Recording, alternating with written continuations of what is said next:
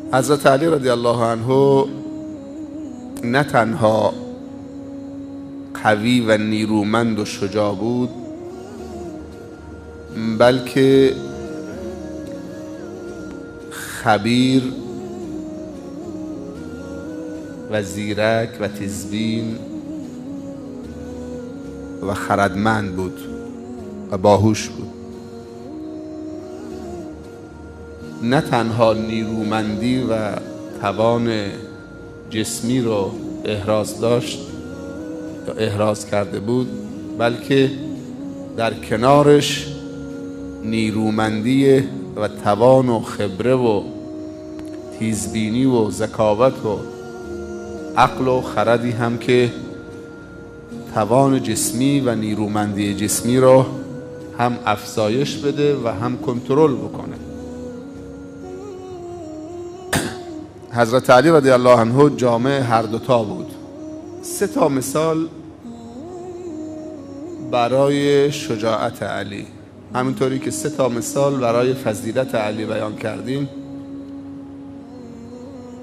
3 مثال برای شجاعت علی. یک در شب هجرت، حضرت علی رضی الله عنه از سن 6 سالگی همونطوری که گفتیم وارد بیت النبوه شد. در سن 10 سالگی اسلام آورد و تا سن 25 سالگی بالاخره در خانه پیامبر بود. پیامبر صلی الله علیه وسلم بعد از اینکه فشار مشرکین و قریش رو به فزونی گرفت، اجازه داد به یارانش که یکی بعد از دیگری هجرت کنند. اولین هجرت به حبشه بود که کم و بیش در جریان اون هجرت هستید، چون شنیده شده بود که در سرزمین حبشه پادشاهی عادل هست، بر دین مسیحیت بود، نجاشی، و ظلم و ستم در نزد او روا نیست و عادل و حمایت میکنه. بعد از هجرت به حبشه زمینی فراهم شد در یثرب و تعدادی از اهل یثرب در عقبه با پیامبر صلی الله علیه وسلم ملاقات کردند، برگشتن تبلیغ دین اسلام رو شروع کردن در یثرب و بعد تعداد اونها روز به روز افزایش پیدا میکرد و بعد پیامبر صلی الله علیه وسلم مصعب ابن عمیر رو به عنوان سفیر خودش به یثرب فرستاد و زمینی فراهم شد که مسلمانانی که در مکه تحت فشار و اذیت و آزار بودن اجازه بهشون داده شد که هجرت بکنن به یثرب و اونجا در امان باشن با دینشون. اما خودش منتظر بود تا دستور خدا صادر بشه.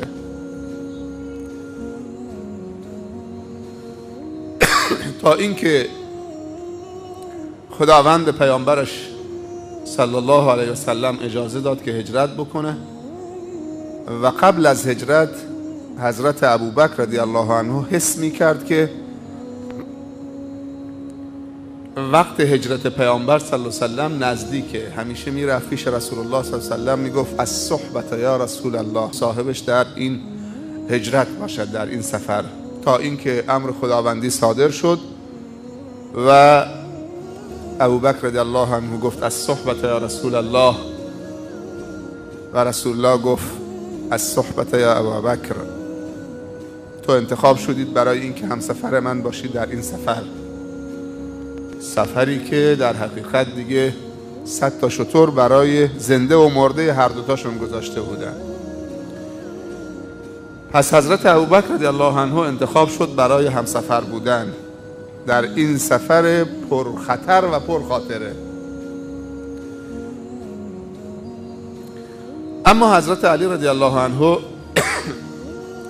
پیامبر صلی الله علیه وسلم بهش دستور داد که در بستر بخوابد و بعد از هجرت پیامبر صلی الله علیه وسلم در مکه بماند و امانت‌ها و ودیعه هایی که قریش و مردم نزد آن حضرت به امانت گذاشته بودند. خوب دقت بکنید این نکته رو.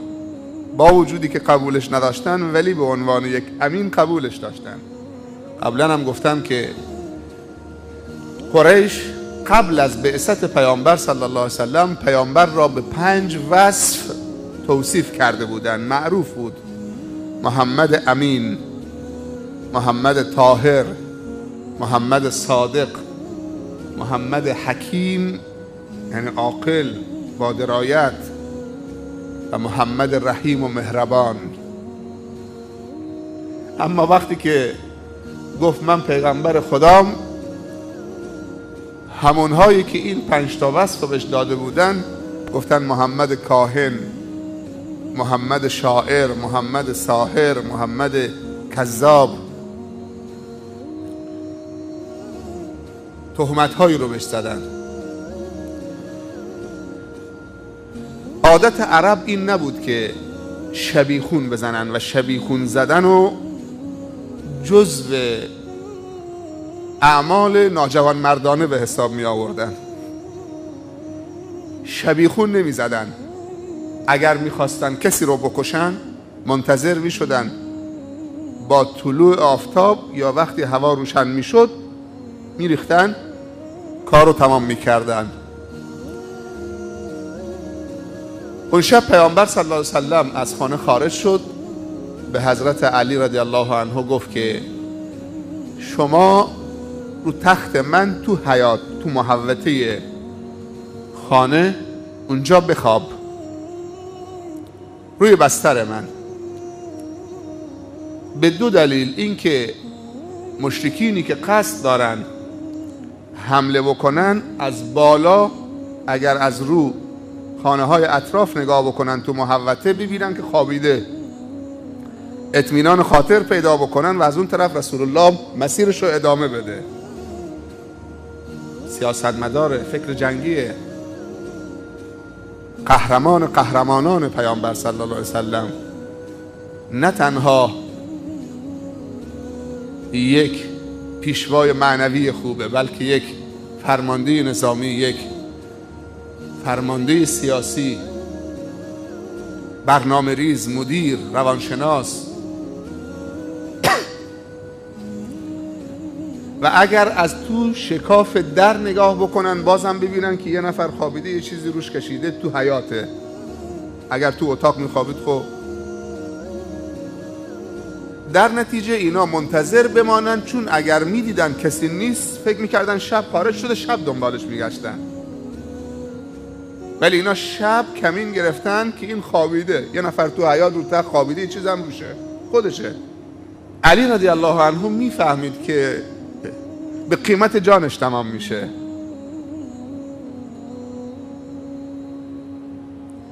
این شجاعت علی رو داشته باشید، چون بعد کار داریم.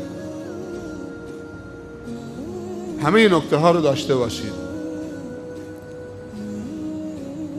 بالاخره عرب عادتش نبود شبیخون بزنه. تو عرفشون این بود که هر کسی شب میریزه تو خونه کسی، این ناجوان مرده. خصلت‌های خوبی هم داشتن. منتظر شدن رسول الله صلی الله علیه وسلم خارج شد، ابوبکر رو گرفت، رفتن به مسیر غار ثور. مسیر مدینه رو عوض کردن و 3 روز اونجا موندن. صبح که ریختن داخل دیدن که علی است. چرا علی رو نکشتن؟ به جوش بیان، باید علی رو میکشتن اینجا. ولی اونها هم عاقل بودن. درسته میخواستن خلاص بشن از رسول الله صلی الله علیه وسلم و روز به روز افزایش مسلمان‌ها و طرفداراش. تو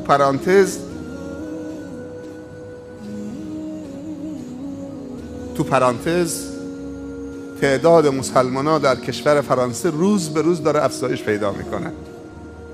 تعداد مسلمان‌ها در فرانسه و بلژیک روز به روز، خصوصا تو رمضان امسال.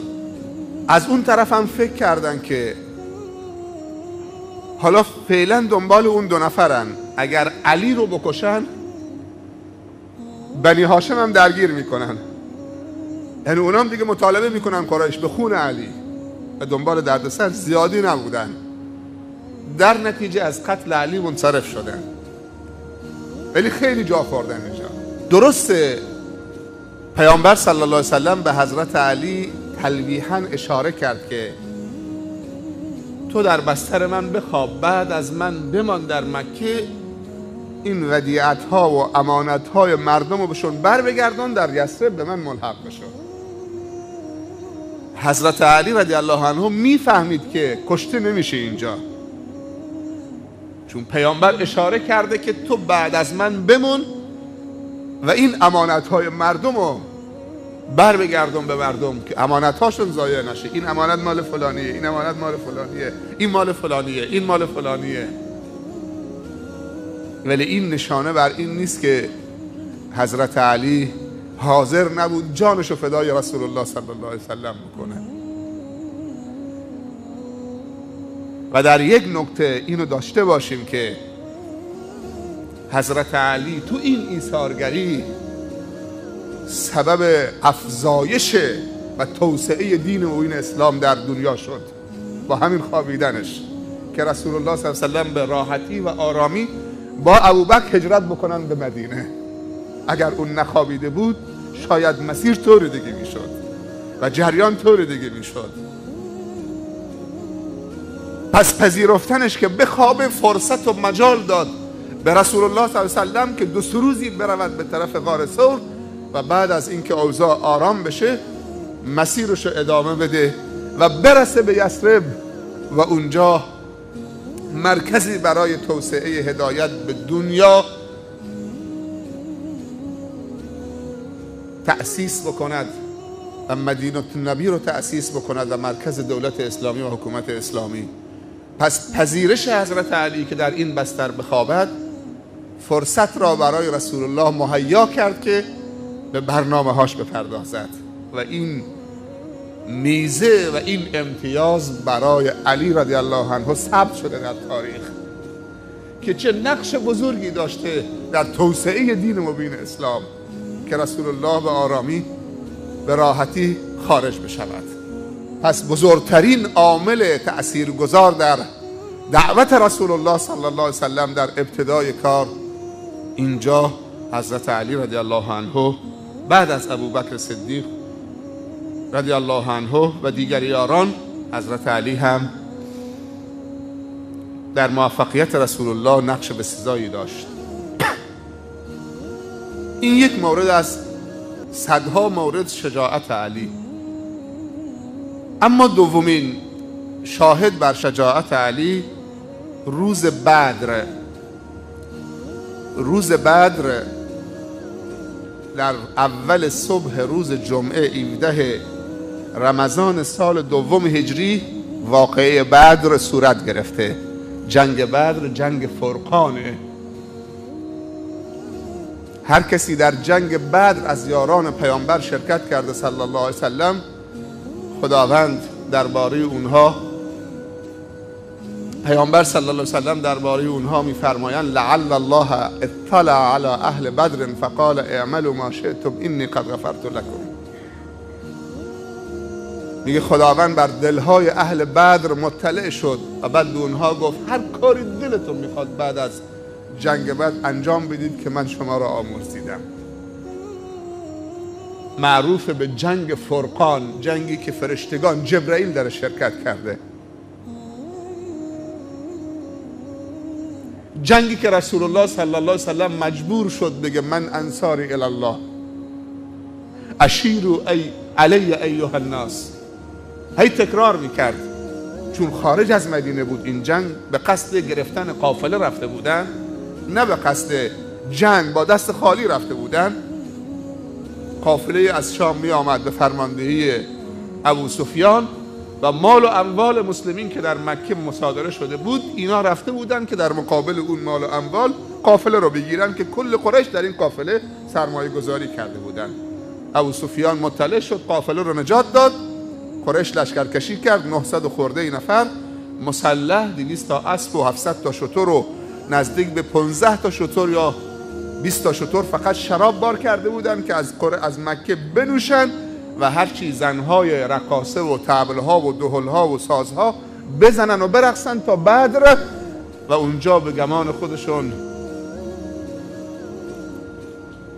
مسلمین را قتل عام بکنن و قضیه محمد را فیصله بکنن صلی الله علیه وسلم. و مکر الله والله خیر الماکرین. اما جریان طور دیگه شد. پیامبر وقتی که در مقابل این جریان قرار گرفت و تعدادشون هم کم بود، تقریبا 1/3 اونها بود، دستشون هم خالی بود، مهاجرین که همراهش بودن، فقط قضیه انصار بود که به پیامبر تعهد داده بودن صلی الله علیه وسلم ما در مدینه از تو دفاع میکنیم. پیامبر فکر میکرد الان خارج از مدینه است، تو بدره. آیا هنوز بر قولشون هستن یا نیستن؟ 3 بار میگفت اشیروا علی ایها الناس، مشورت بدید، نظرتون چیه؟ منظورش انصار بود، تا اینکه بار 3 فهمیدن که منظورشون اونه. به رسول الله صلی الله علیه و سلم بهش گفتن که تو به ما بگو خودتو به دریا بزنید، خودتون رو به دریا بزنید، ما چشم بسته خودمون رو به دریا میزنیم. من انصاری الله، همه اینها انصار تو هم. اینجا رسول الله از خوشحالی دست به دعا بلند کرد و بعد از خدا امداد طلبید، چون 300 نفر در مقابل 900 نفر با تمامی تجهیزات جنگی آمدن، به قصد جنگ آمدن و اینها از نظر روحی روانی به قصد جنگ هم نرفته بودن و زمینه روحی روانی جنگ هم نداشتن. و پیامبر عزلت گرفت در یه محلی و دستو بلند کرد، اونقدر دستشو لرزوند و این دعا را کرد، گفت پروردگارا اگر این گروه مؤمن رو امروز نصرت نکنی، بعد از این روی زمین پرستش نخواهی شد. هنوز دستشو پایین نیاورده بود که جبرائیل با تعداد از فرشتگان شمشیر به دست آمدن. 3 نفر از مشرکین آمدن بیرون. عتبه ابن ربیعه از پهلوانان بنام و شمشیر زنان و نیزه زنان و تیراندازان و از سواران به نام قریش و از بزرگان و سنادیدشون، عتبه ابن ربیعه و ولید ابن عتبه پسرش و برادر و برادر عتبه شیبه ابن ربیعه، این 3 نفر آمدن بیرون. 3 تا از جوانان حماسی و خونگرم انصار آمدن در مقابل این 3 نفر ایستادن. مثل شما، جوان خونگرم، حماسی، جهادی. عتبه بهشون گفت شما برید تو صف، ما قوم خودمون میخوایم، شما اهل یثربید و در خور ما نیستید، شما برید، ما از قوم خودمون میخوایم، از قوم قریش مسلمان میخوایم، ما مشرکیم کافریم به گفته شما، ما از خودمون میخوایم. اونا رفتن عقب، مبارزه نمی کنن، رفتن عقب. 3 نفر بیرون آمدن. یکیش حمزه بود، اسدالله. حمزه که میشناسید کیه؟ انسان قوی، نیرومند، قاطع، تیزبین، زیرک، ماهر، شخصیت فذ منحصر به فرد و قوی، تو هیچ چیزی تردد نداره، دو دل نمیشه. از بزرگان قریش این دلیر و پهناور و این قهرمان بزرگ آمد بیرون در مقابلشون. نفر دوم حضرت علی آمد. این جوان هنوز دست به شمشیر نشده، هنوز تجربه نکرده. این خیلی مهمه اینجا، بدونی که فکر بکنه. بیرون آمد که در مقابلش 3 نفر ایستادن که هر کدوم دنیایی هم. حمزه در خور اونهاست، پخته است، کامله. اما این جوانه، مهارت نداره، تجربه نداره، کار نکرده زیاد با مسائل جنگی. و نفر سوم عبیده ابن الحارث. 3 نفر آمدن بیرون. در مقابل هم ایستادن. حمزه با عتبه زد، کار عتبه رو یک سره کرد. در خورش بود، عتبه رو کشت در جا. حضرت علی در مقابل ولید ابن عتبه که از شخصیت‌های به نام قریش بود و قهرمان بود و پهلوان بود، اصلا مجالش نداد که درست شمشیرش در بیاره. سبحان الله. حضرت علی مجالش نداد که درست شمشیرش در بیاره. ضربه اول به زمین فرشش کرد و اینم اونو به قتل رسوند. 2 نفر دیگه موندن، شیبه مونده و عبیده ابن الحارث. اونها ضربه های رد و بدل کردن. بلا فاصله حضرت علی و حمزه که 2 تا رقیبشون و کارشون تموم کرده بودن به کمک عبیده شتافتن و کار شیبه رو هم یک سره کردن. چیزی که ما اینجا لازم داریم شجاعت این جوان 25 ساله است که در مقابل مردان قوی و ماهر و قهرمان و پهلوان و مجرب و کارکشته قرار گرفته. 3 نفر از خودمون میخواهیم. حمزه رفت و علی رفت و عبیده ابن الحارث رفت. اینجا قریش یک شکست روحی خورد، چون وقتی 3 تا مبارزینشون اینجا کشته شدن روحیشون تضعیف شد. ما نمیخواهیم که به جنگ بدر بپردازیم، یک بحث مفصله. این 2 مورد از شجاعت علی. باکی از مرگ نداشت، مأموریت تو هوا میزد. اما سومین صحنه‌ای که حضرت علی شجاعتشو به نمایش گذاشت و تقدیم خدا و رسول خدا کرد، من دیشبم تو نماز تهجد اشاره کردم. خیلی ها میرن پرورش اندام، معذرت میخوام، قرص میخورن، بدنشون اینطوری میکنن، یک کمربند خیلی سفت میپوشن و شلوار تنگ و تکپوش که این ماهیچه هاشون اینطوری بیرون بزنه. جاشون کجاست؟ در دبیرستان دخترانه، سر چهارراه‌ها، در بازارها. اینا پهلوانن؟ اگه دخترها بدونن که اینا عقیمن، کسانی که قرص پرورش اندام میخورن عقیم میشن. بپرسید. درست آقای صالح؟ عقیم نمیتونن بچه دار بشن، نازا میشن. این که پهلوانی نیست. تو کلام حضرت علی، تو فصاحت و بلاغت کلامش و تو کلام رسول الله صلی الله علیه وسلم میفهمیم که پهلوان چه کسی است. رسول الله صلی الله علیه وسلم سوال کرد من القوی فیکم، قوی در شما چه کسی است؟ بعضی فکر میکردن کسی با کسی کشتی بگیره، بلند بکنه، کمرش بزنه رو زمین، مغلوبش بکنه، این قوی است. پیامبر صلی الله علیه وسلم فرمودن لیس الشدید بالسرعه، با صاده، مصارعه، کشتی. لیس الشدید بالسرعه، شدید و قوی با سرعت نیست، سرعت با صاده، یعنی مصارعه، کشتی گرفتن. بلکه قوی کسی است که نفسشو هنگامی که عصبانی و خشمگین میشه مهار میکنه، کنترل میکنه. اونجا اگه خودتو کنترل کردید تو قوی هستید. در مقابل معصیت خدا اگر خودتو کنترل کردید، برای از بین بردن باطلی اگر یا پیادن حقی اگر تو از خودت شهامت و شجاعت نشون دادی، آمدی تو میدون برای از بین بردن باطل. الان صف نماز پره، اگه گفتن فلانجا مشروب میفروشن با هم بریم، 4 نفر میمونن، 2 نفر میمونن. نمیخوان مرد بد بشن، شنونده های خوبی هستن، معذرت میخوام با شما نیستم، ولی بارها شده دور از شطور بخواد خواب راحت بکن. ما نمیخوایم مرد بد بشیم مردم سخنمون بکنن.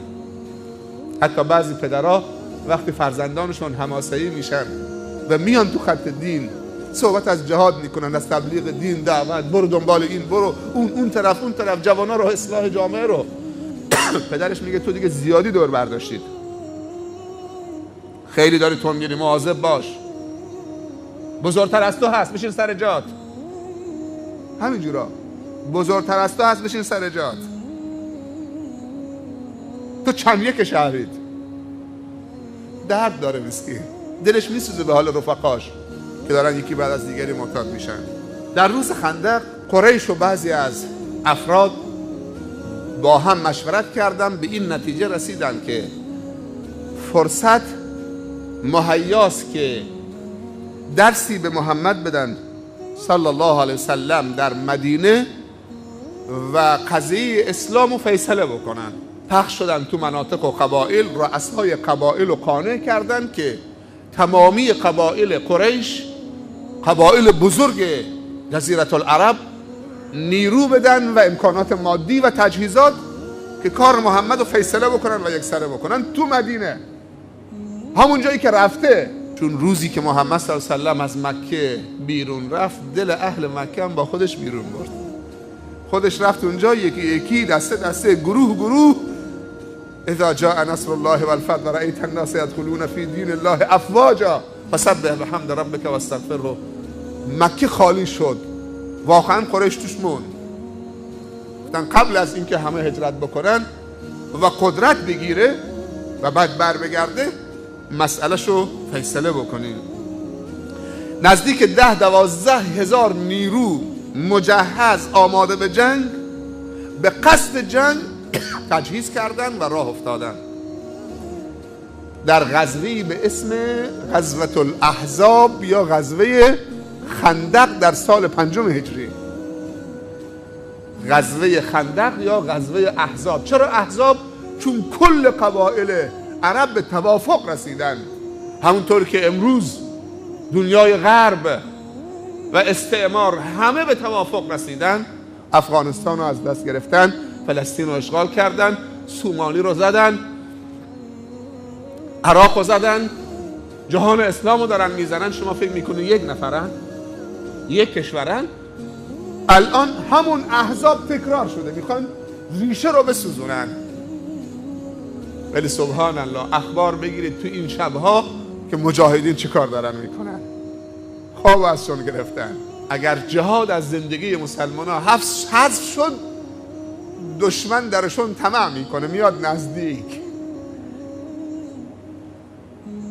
دیشب در وصف علی گفتیم که هیچ موقع هیچ منافقی و هیچ ظالمی در علی طمع نکرد که علی در صفش بیسته. اینقدر قاطع بود و مؤمن بود. هیچ ظالمی طمع نکرد که علی یه روزی تو صفش بیسته، و هیچ منافقی قطع امید کردند. ولی امروز رهبران جهان اسلام، دشمنان اسلام، نه که طمع، همه میگن مال خودمونه، خودیه. بعضی ها صلیب هم گردنشون میکنن. مدینه 4 جهت داره دیگه، هر شهر 4 جهت داره. از 3 جهت مدینه محفوظ بود. از جهت جنوب همش نخلستان و باغ بود. لشکر 10-12 هزار نفری با اسب و با شتر و پیاده نمیتونستن از تو لابلای نخلا بیان بجنگن. مشکل تو نخلستان جنگیدن. در نتیجه از این طرف مشکلی نداشتن مسلمانان، از 2 طرف هم بهش میگن الحاره الشرقیه و الحاره الغربیه. سنگهای عجیب و غریب داره که اسب نمیتونه و نفر نمیتونه روی این سنگها بره. خود به خود یه دژی ایجاد کرده بود، یه حصنی ایجاد کرده بود. فقط از جهت شمال که یک زمین صافی بود. پیامبر صلی الله علیه وسلم مطلع شد که این لشکر داره حرکت میکنه، مشورت کرد. اینجا سلمان فارسی، سلمان الخیر، یه دستگیری داریم الحمدلله. یه دستگیری داریم به اسم سلمان فارسی، معروف هم هست به اسم سلمان فارسی. سلمان فارسی یکی از معمرینه، بعضی میگن 250 سال، بعضی میگن 300 سال عمر کرده، ولی 150 قطعا عمر کرده.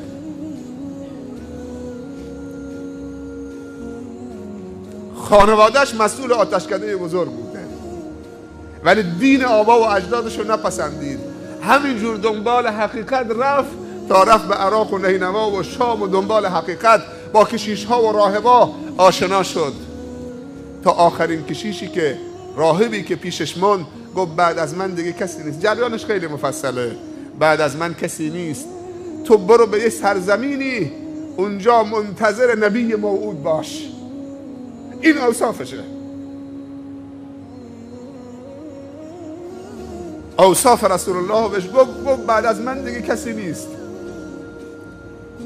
این اوصافشه، همون چیزی که عیسی بهش بشارت داده و مبشرا به نبی و رسول یاتی من بعد اسمه احمد. اسمش احمده، اوصافش اینه. در یه سرزمین بی آب و علف مبعوث میشه، غیر آباد، یعنی از نظر زراعت و آب و فلان. بعد میاد به یه سرزمین دیگه که مملو از آب و کشاورزی و صدقه قبول نمیکنه، هدیه قبول میکنه، ختم نبوت بر کتفشه و تا آخر.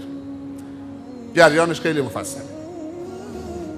سلمان من آل البیت. پیامبر درباره سلمان گفته سلمان از ماست، آل بیت منه، افتخار ماست. سلمان پیشنهاد داد وقتی ما در ایران بودیم، دشمن قوی بود، ما رو محاصره میکرد، قبل از اینکه محاصره میکرد احساس خطر میکردیم، دورمون خندق میزدیم. تا این مسئله رو مطرح کرد رسول الله تو هوا گرفت. الحرب خدعه، الحرب مکیده. جنگ یعنی نیرنگ، سیاست. گفت این رأیه.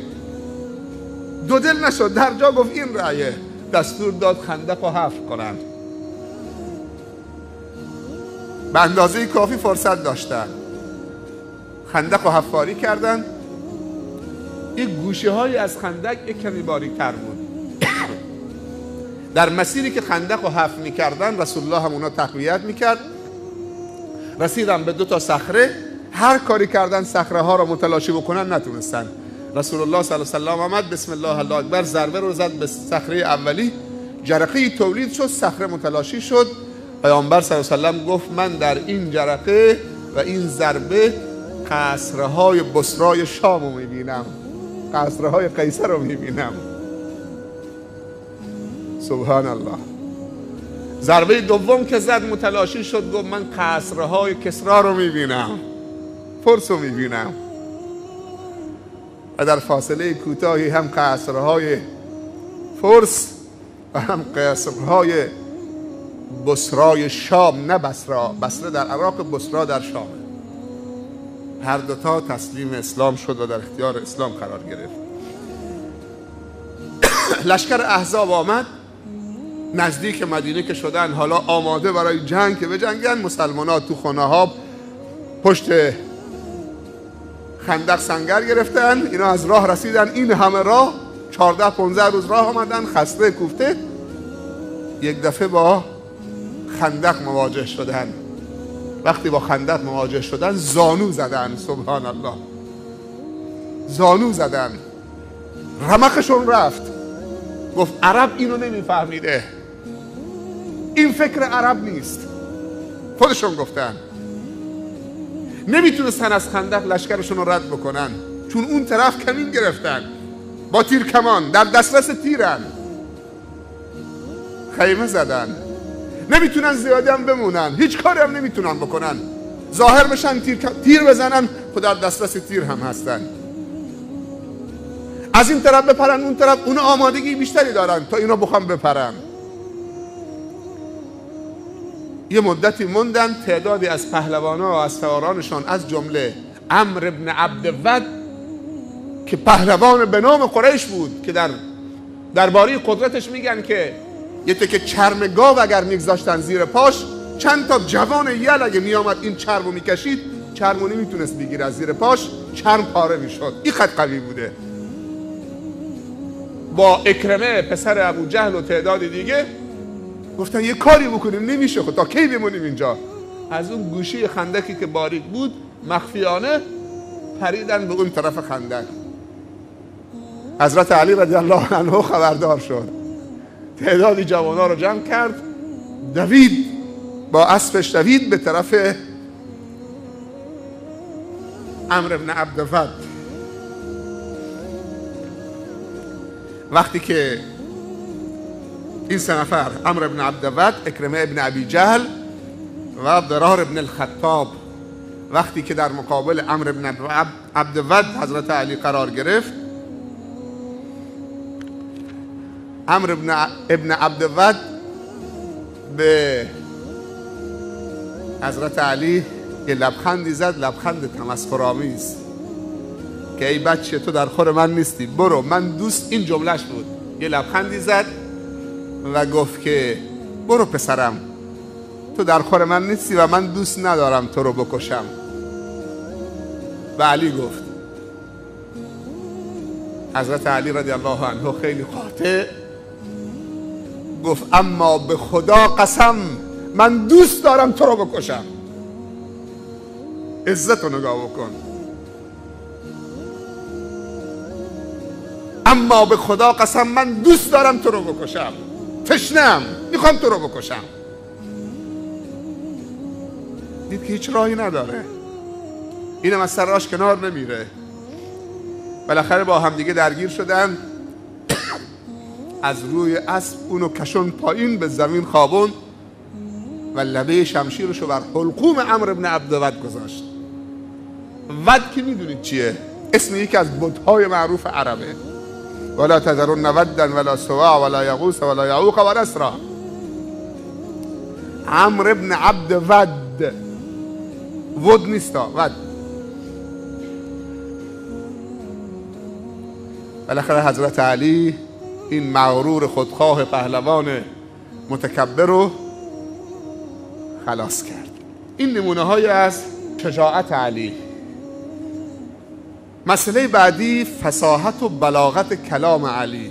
علی رو اونطوری که شایستش هست باید بشناسیم، نه اونطوری که میشنویم و میخوانیم دربارش.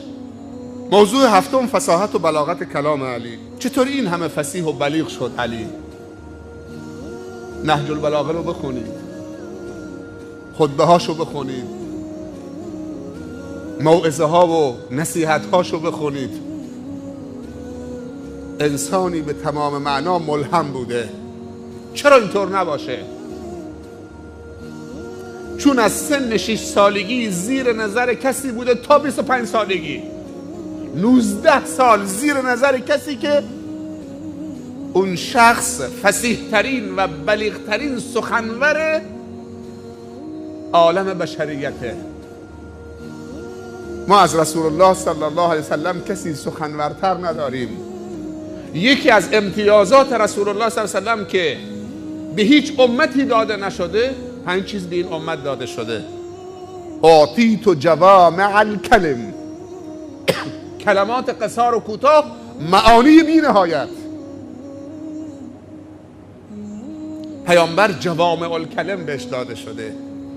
حضرت علی 19 سال تو بیت النبوه، از سن 6 سالگی، و پیامبر صلی الله علیه و سلم میفرمایند انا افصح من نطق بالضاد، من فصیح ترینم یا من فصیح ترین کسم که ضاد و نطق کرده، تلفظ کرده، حرف ضاد.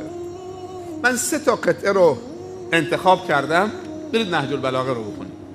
3 تا قطعه رو انتخاب کردم، میخونم براتون، متن عربیش هم میخونم. اولین قطعه نصیحت حضرت علی به پسرعموی خودش عبدالله بن عباسه. میگه اما بعد فإن المرء قد يسره درك ما لم يكن ليفوته و يسوءه فوت ما لم يكن ليدركه فليكن سرورك بما نلت من آخرتك وليكن أسفك على ما فاتك منها ما نلت من دنياك فلا تكثر به فرحا وما فاتك منها فلا تأس عليه جزعا وليكن همك فيما بعد الموت. ابن عباس رضی الله عنهما درباره این کلام میگه، درباره همین نصیحت حضرت علی به ابن عباس خیلی جالب میگه و چقدر تواضع داره ابن عباس. میگه من انتفعت به کلام بعد کلام الله و رسوله کانتفاعی به هذا الکلام. میگه من بعد از انتفاع و نفع بردن و استفاده کردن از کلام خدا و رسول خدا از هیچ کلامی به اندازه این نصیحت امام علی به من نفع و استفاده نبردم بعد از کلام خدا و رسول خدا. ابن عباس داره میگه، ابن عباس که پیامبر براش دعا کرد در سن کودکی و دست کشید رو سینه‌اش گفت اللهم فقهه فی الدین و علمه التأویل، اینو فقیه در دین و عالم به قرآن و مفسر به قرآن قرار بده. این دعای رسول الله در حق ابن عباسه.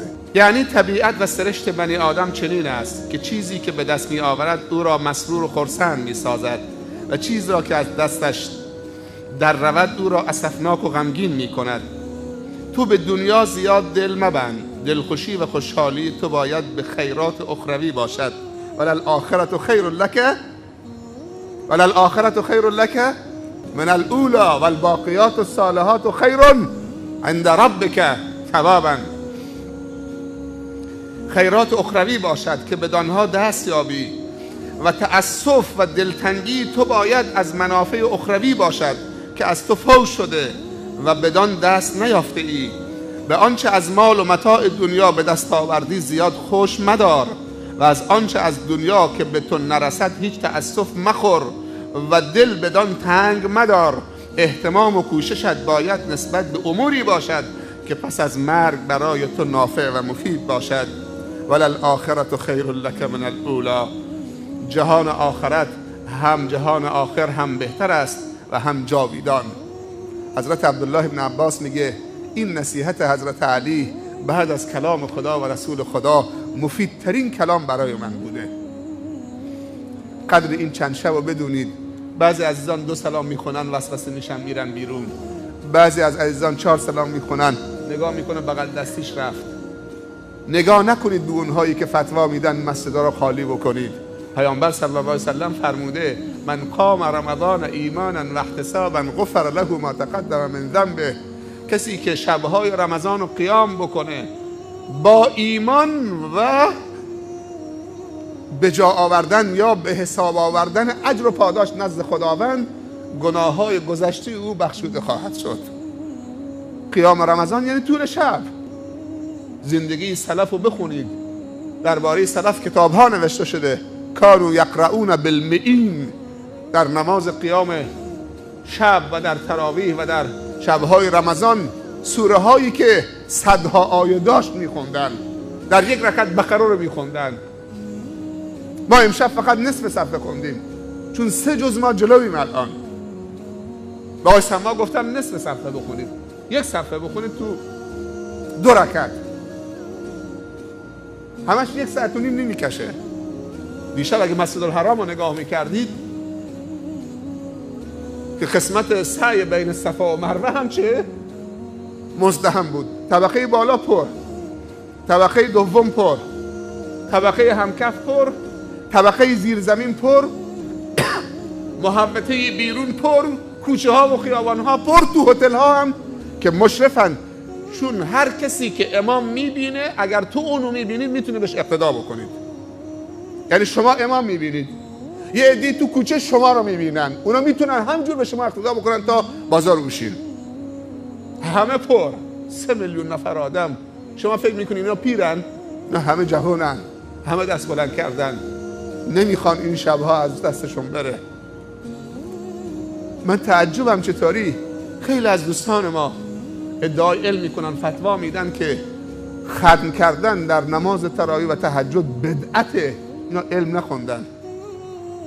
کجا خوندن؟ چطوری عالمی خیرخواه امت محمد باشه صلی الله علیه وسلم و بگه من دلسوزم دوست بداره که خانه خدا تو شبهای رمضان به 5 نفر برسه، به 5 نفر برسه و کوچه ها و خیابان ها پر از آدم بکنه، مسجد خانه خدا رو خالی بکنه. فردای قیامت چی میخواد جواب بده؟ و من اظلم ممن منع مساجد الله ان یذکر فیها اسمه و سعی فی خرابها. چه کسی ظالمتر از اونه که مانع ذکر خدا آیا نماز خوندن ضرر داره؟ گفته قیام رمضان، گفته من قام رمضان، تعداد رکعتش هم نگفته. تو تا صبح نماز بخون، وقت مفتوحه، از بعد از نماز عشا بخون تا نماز صبح، تا قبل از اذان 10 دقیقه. نگفته من قام رمضان به 10 رکعات، به 20 رکعت، به 50 رکعت. من قام رمضان به حسب استطاعته.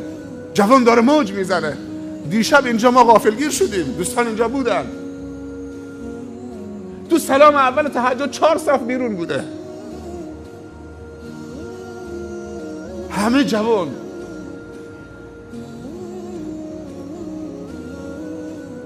سال گذشته تو ختم تراویح و تهجد مسجد توفیقی که 2500 نفر آمده بودن، ساعت تقریبا 2:30 شب یکی از بچه ها آمد و من گفت که این دختره خجالت نمیکشه با مانتوی کوتاه آمده.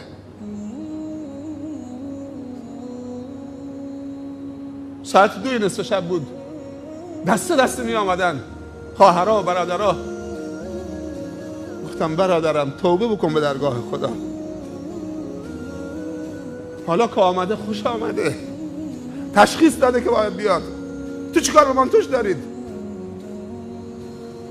چیکار به گردنبندش دارید؟ فلان پسر ناخنش بلنده، فلان پسر یکش باز، گردنبند طلا گردنشه. رو آورده به خدا. تو خدا یا اون؟ تو توبه بکن. غرور با عبادت و طاعت خیلی بدتر از اعتراف به درگاه خدا و گریه و زاری با معصیته. مثال تو قرآن مثال ابلیس و آدمه، هر دوتا گناه و معصیت خدا کردن، اما یکی مغرور به خودش بود و مادی خلقتش و عبادتش، خدا ملعونش کرد تا آخر عمر دنیا. و ماما و بابا آدم و حوا هم گناه کردن، وقتی از اون درخت ممنوع خوردن لوخت شدن، لباس از تنشون افتاد. فتفقا یخسفان علیهم من ورق الجنه، برگ درخت میکندن رو بدنشون میگذاشتن، ولی فهمیدن که اشتباه کردن، دست بلند کردن به نفری. این دعا رو نشنیدید شما تو قرآن؟ بابا آدم و ماما حوا دست بلند کردن، ربنا ظلمنا انفسنا و ان لم تغفر لنا و ترحمنا لنکونن من الخاسرین. رحم خدا رو به جوش آورد. ربنا ظلمنا، بذار جوان خودش رو تخلیه بکنه. دیشب واقعا ما شرمنده‌شون بودیم. خیلی از خواهرها برگشتن، پایین که 4-5 صف بوده، بالا پر، تو حیاط پر، 40-50 تا جوانم اونجا کنار ماشین ایستاده، نمیدونه کجا بره، جا نیست. اینا رو باید رو سرمون گذاشت. چرا خوشحال نباشیم که بچه هامون دارن میان؟ پیامبر یک یهودی مسلمان شد، از تو خونه یهودی در آمد، یهودی فقط شهاده داد چه؟ و نفس خالی کرد. همینجور که رسول الله میخندید آمد بیرون گفت الحمدلله الذی انقذه بی من النار. الحمدلله، از بس خوشحال بود که این سپیدی دندانش میدرخشید از خنده و خوشحالی. الحمدلله که خدا به واسطه من اینو از جهنم نجات داد. یک یهودی رو ما راضی نمیشیم برادرمون، عزیزمون، پسرمون، فرزندمون، نور چشممون که اسمش محمده، اسمش احمده، اسمش حمیده، اسمش محموده، اسمش علی است، دخترمون اسمش فاطمه است، اسمش زینبه، اسمش کلثومه، توبه بکنه به راه خدا بیا. خوشحال نمیشیم؟ ربنا ظلمنا انفسنا و ان لم تغفر لنا و ترحمنا لنکونن من الخاسرین. نصیحت امام به عموم مردم، 2 سطره به عموم مردم نصیحت میکنه امام علی. فصاحتش لا یکن افضل ما نلت من دنیاک فی نفسک بلوغ لذت او شفاء غیظ، اینجا رو داشته باشید. ولی یکن اطفاء باطل و نصر حق. کلمات کوتاه خیلی بلیغه. ترجمهش چیه؟ مبادا نزد تو بهترین چیزها از دنیایت این باشد که به لذات و عیش و نوش برسی، یا آرزو کنی که بر دشمنت پیروز شوی تا خشم و غضبت را فرو نشانی. دیگه حتی تمنا نکن که بر دشمنت پیروز بشی که دلتو شفا بدید. این آرزو نباشه، بلکه دعا بکن تا دشمنت هدایت بشه.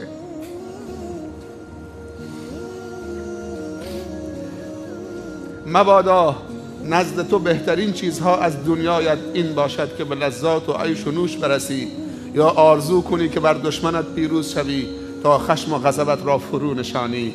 بلکه بهترین چیزها نزد تو این باشد، به من و تو داره میگه، نزد تو این باشد که علیه باطلی قیام کنی. خوب دقت بکنی، علیه باطلی قیام کنی و آن را از بین ببری و در جانب حق به پا خیزی و آن را پیروز بنمایی. اگه مردانگی داری